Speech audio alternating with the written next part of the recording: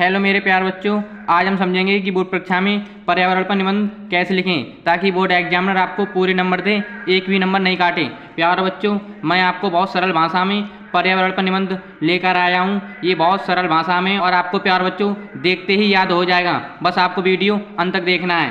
प्यारे बच्चों, आपको सबसे पहले स्केल से एक लाइन खींच लेनी है, फिर आपको पर्यावरण प्रदूषण लिखना है, फिर इसके नीचे आपको अंडरलाइन कर देनी है। फिर प्यारे बच्चों, आपको प्रस्तावना लिखना है, इसके नीचे आपको स्केल से अंडरलाइन कर देनी है। फिर आपको लिखना है अच्छे तरीके से, जैसे आज का मानव औद्योगिकरण के जंजाल में फंसकर स्वयं भी मशीन का एक ऐसा निर्जीव पुर्जा बनकर रह गया है। अब एक और नई समस्या उत्पन्न हो गई है, वह है प्रदूषण की समस्या। यदि हमने इस असंतुलन को दूर नहीं किया तो आने वाली पीढ़ियों अभिव्यक्त जीवन जीने को बाध्य होगी। तो प्यारे बच्चों, बहुत सरल भाषा में लिखा हुआ है। फिर आपको प्रस्तावना लिखकर फिर आपको लिख देना है प्रदूषण का अर्थ ब्लैक पेन से।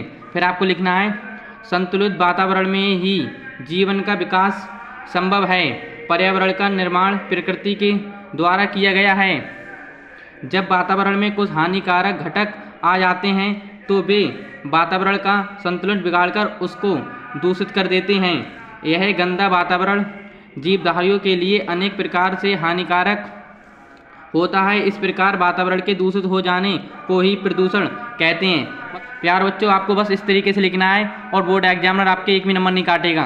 पर आप इससे छोटा भी करके लिख सकते हो, जैसे मैंने ये 5 लाइन लिखी हैं। आपको प्रस्तावना में 3 लाइन लिख सकते हो, फिर आप प्रदूषण में भी प्यारे बच्चों 3 लाइन लिख सकते हो।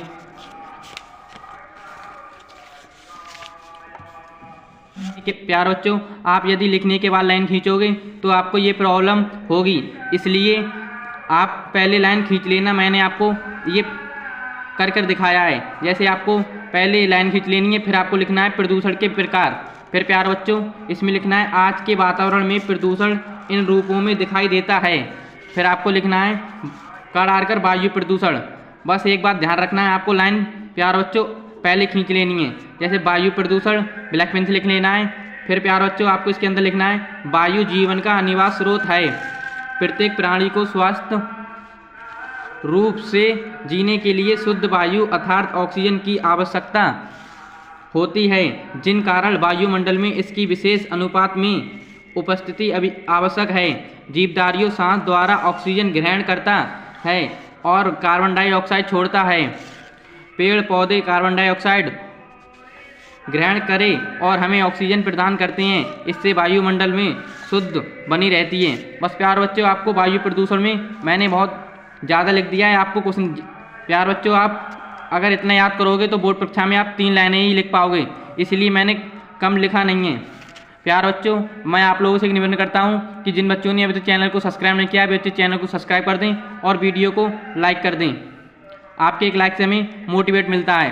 फिर आपको खड़ा डाल कर लिख देना है जल प्रदूषण, कि जल से कौन कौन से प्रदूषण होते हैं, आपको ब्लैक पेन से लिखना है। फिर आपको लिखना है प्यारे बच्चों जल को जीवन कहा जाता है और यही भी माना जाता है कि जल में ही सभी देवता निवास करते हैं। इसके बिना जीव जंतु और पेड़ पौधों का भी अस्तित्व नहीं है।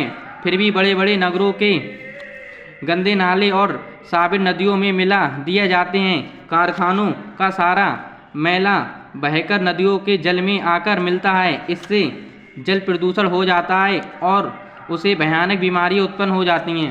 बस प्यारे बच्चों, मैंने ज़्यादा इसलिए लिखाया है, यदि आप ज़्यादा याद करोगे तो बोर्ड परीक्षा में आप 3 ही लाइन लिख पाओगे, इसलिए आपको ज़्यादा याद करना है। पर लिखा मैंने प्यारे बच्चों बहुत सरल भाषा में, जिससे लोगों का जीवन ही खतरे में पड़ गया है। बस प्यारे बच्चों, आप लोगों को वीडियो बिल्कुल छोड़कर नहीं आना है। फिर आपको लिखना है ध्वनि प्रदूषण। जैसे आपको ध्वनि प्रदूषण में प्यारे बच्चों ध्वनि प्रदूषण ब्लैक पेन से लिख देना है। जैसे ध्वनि प्रदूषण भी आज की नई समस्या है। इसे वैज्ञानिक प्रकृति में पैदा किया है। मोटर कार, ट्रैक्टर, विमान, कारखाने, सायरन मशीनें तथा लाउड स्पीकर ध्वनि प्रदूषण उत्पन्न करते हैं। फिर प्यारे बच्चों, आपको लिखना है घा डालकर रासायनिक प्रदूषण। जैसे कारखानों से बहते हुए अपशिष्ट द्रव्यों के अलावा रोगनाशक तथा कीटनाशक दवाइयों से और रासायनिक खादों से भी स्वास्थ्य पर प्रतिकूल प्रभाव पड़ता है। ये पदार्थ पानी के साथ बहकर जीवन को अनेक प्रकार से हानि पहुंचाते हैं। बस प्यारे बच्चों, आपको रासायनिक प्रदूषण में इतना लिखना है। अब हम चलते हैं समाप्ति की ओर। फिर प्यार बच्चों आपको लिखना है प्रदूषण की समस्या तथा इससे हानियाँ। फिर प्यार बच्चों आपको ये ब्लैक पेन से लिखकर फिर आपको लिखना है बढ़ती हुई जनसंख्या और औद्योगिकरण ने विश्व के सम्मुख प्रदूषण की समस्या पैदा कर दी है। इससे प्रदूषण से मनुष्य जानलेवा बीमारियों का शिकार हो रहा है। किसी की दृष्टि शक्ति नष्ट हो जाती है तो किसी की जीवन। सभी रोगों को मूल कारक विषैला वातावरण है। बस प्यार बच्चों आपको प्रदूषण की समस्या में इतना लिख देना है कि ये प्रदूषण की समस्या का समाधान कैसे करें। तो प्यार बच्चों आपको ये ब्लैक पेन से लिखना है। फिर आपको लिखना है वातावरण को प्रदूषण से बचाने के लिए वृक्षारोपण सर्वश्रेष्ठ साधन है। दूसरी ओर वृक्षों के अधिक कटाव पर भी रोक लगाई जानी चाहिए। कारखानों और मशीनों को अनुमति नहीं लोगों को दी जानी चाहिए जो औद्योगिकरण कचरे और मशीनों के धुएं को बाहर निकालने की समुचित व्यवस्था कर सकें। जल प्रदूषण को नियंत्रित करने के लिए औद्योगिकरण संस्थानों में ऐसी व्यवस्था को जानी चाहिए कि व्यर्थ पदार्थों एवं जल को अपशिष्ट करके ही बाहर निकालना चाहिए तथा इनको जल स्रोतों में ही मिलने से रोक जाना चाहिए। बस प्यार बच्चों आपको 3 पेजों में प्यार बच्चों बस आपको 3 पेजों में ये निबंध लिखना है, तभी आपके बोर्ड परीक्षा में 9 नंबर पूरे मिलेंगे। यदि आप कम लिख देते हो तो बोर्ड एग्जामिनर आपको 4 नंबर या 5 नंबर देता है। यदि आप पूरा याद कर लेना, बहुत सरल भाषा में लिखा है।